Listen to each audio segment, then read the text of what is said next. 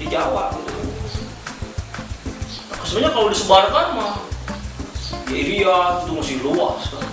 Secara ini ya seperti misalnya Irian ini belum tergarap sebetulnya kalau kita mau menggunakan lahan yang begitu luas.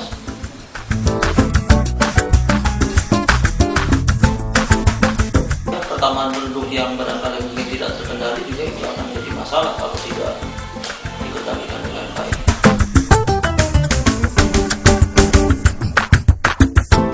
Kan lahan juga kan banyak yang alih fungsi, Alih fungsi kemana tuh?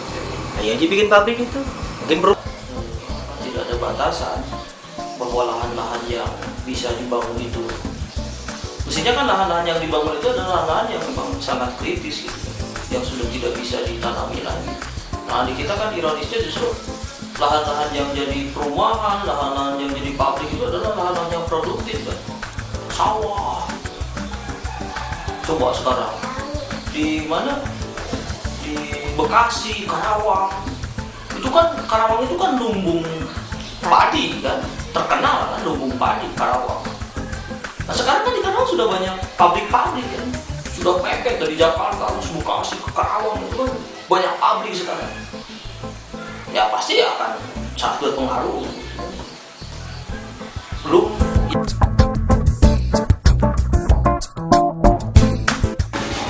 Kalau barang lagi naik, kita kekurangan stok, nah itu suka ditanya.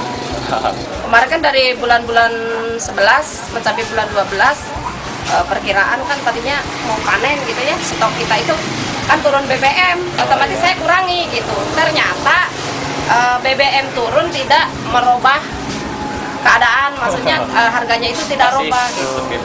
Terus kan kita semuanya kosong gitu. Kalau kosong kan otomatis barang semuanya kosong, kita cari susah. Ya. Otomatis ya naik harga. Kadang-kadang beras Bandung banyak kekosongannya. Itu kalau panen Bandung itu diserbunya dari daerah Jakarta, bandar-bandar Jakarta pada masuk. Itulah kadang-kadang kita kekurangan. Biasanya karena khusus untuk wilayah Jepara itu beras itu kualitasnya bagus, jadi dijualnya ke pasaran Jakarta, gitu, ke Kramat Jati, ke pasar-pasar Jakarta. Jadi sehingga kita di daerah masih kekurangan, gitu. Nah, ya kadang-kadang juga ironis. Di satu sisi kita memang kekurangan beras, tapi di lain sisi kita juga rencana kemarin ribut kan mau mengirimkan beras ke luar negeri. Jadi kalau panen di satu daerah itu belum tentu berasnya itu untuk daerah tersebut, belum tentu.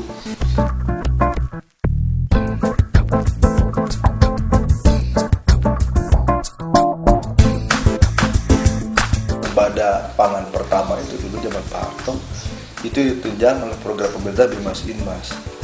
Penyuluhnya waktu itu memang terjun langsung ke lapangan. Jadi kalau kita masuk ke suatu lokasi itu PPA itu harus tahu persis ada berapa hektar luasnya, prediksi nanti akan hasil berapa, cukup enggak untuk lingkungan sekitar, kalau enggak, kalau lebih akan dijual kemana, dulu mah sampai gitu.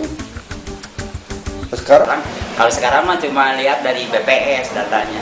BPS ada lagi data dari catatan sipil, beda lagi dengan data dari BKKBN. Itu semuanya itu menyangkut data-data miskin, data-data penduduk yang semuanya beda gitu. Termasuk data produksi pangan. Menurut pihak BPS kita sudah surplus, tapi berdasarkan kasih kita itu masih kurang gitu. Itu di data aja gitu. Sudah Itu sangat akurat.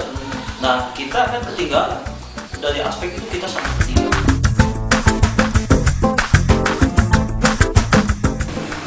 macet bisa. Sekarang kan banyak kemungkinan di jalan, gantung daerahnya. Tapi ya memang alam nggak bisa diprediksi. Ya kemungkinan juga macam sekarang kan musim hujan. Kalau musim hujan mah ya longsor. Daerah beras kan banyak daerah dari itu banjir. Tahun berapa ya? Tahun 99 Pak Odong. banjirnya. Banjir ya. Banjir pernah di desa ini malah yang terjadi.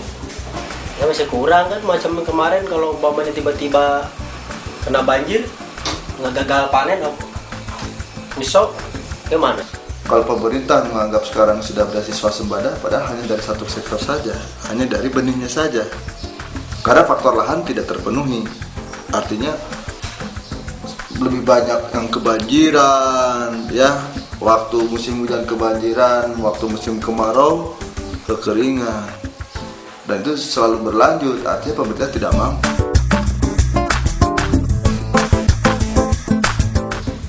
Jadi kalau pertanyaannya bisa nggak Indonesia itu